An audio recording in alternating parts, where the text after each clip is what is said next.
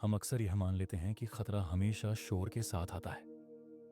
तेज हवाएं, घने बादल, बिजली की गड़गड़ाहट। लेकिन इतिहास बार बार यह साबित करता है कि सबसे बड़े हादसे अक्सर सबसे शांत दिनों में होते हैं। आज की कहानी किसी तूफान की नहीं है। आज की कहानी किसी विस्फोट या तकनीकी खराबी की भी नहीं है। आज की कहानी एक ऐसे दिन की है जब सब कुछ बिल्कुल ठीक लग रहा था। ये कहानी है BOX फ्लाइट 911 की। 5 मार्च 1966। टोक्यो का हानेडा एयरपोर्ट उस सुबह पूरी तरह सामान्य था। लाउडस्पीकर पर घोषणाएं हो रही थीं। लोग अपने अपने सामान के साथ टर्मिनल की ओर बढ़ रहे थे। किसी के हाथ में कॉफी थी तो किसी के हाथ में घर के लिए खरीदे गए तोहफे।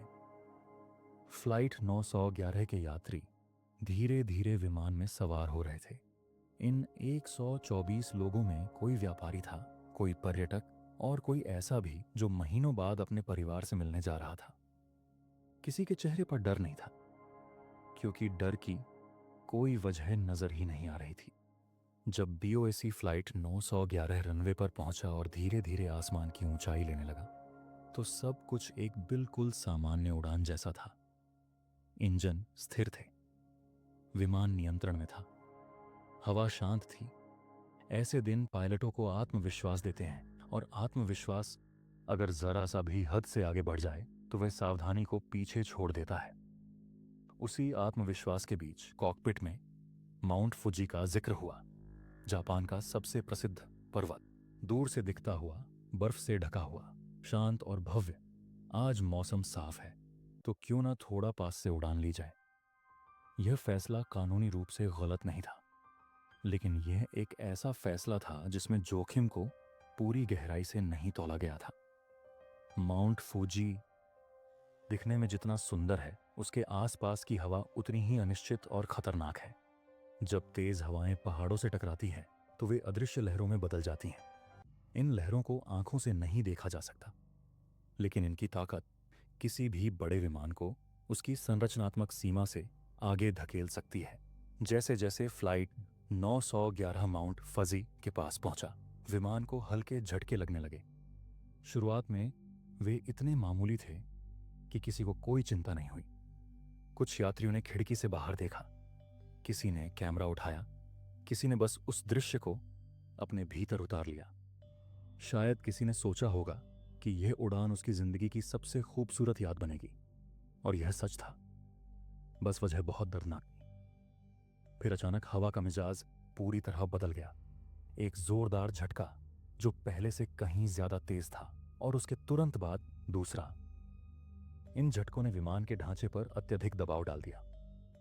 फ्लाइट 911 उस दबाव के लिए डिजाइन नहीं किया गया था। कुछ ही सेकंड में विमान की संरचना उस सीमा को पार कर गई जहां से वापसी संभव नहीं होती। यह कोई सामान्य दुर्घटना नहीं थी। यह वह क्षण था जब विमान आसमान में ही टूट गया। कोई चेतावनी नहीं, कोई मेडे कॉल नहीं, कोई आखिरी संदेश नहीं। 124 जिंदगियां एक ही पल में खामोश हो गईं।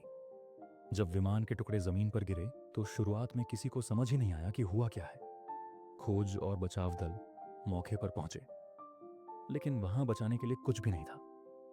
यह एक ऐसा हादसा था जिसमें कोई भी जीवित नहीं बचा। 124 परिवारों के लिए वक्त उसी पल रुक गया। इसके बाद जांच शुरू हुई। ब्लैक बॉक्स रिकवर किया गया।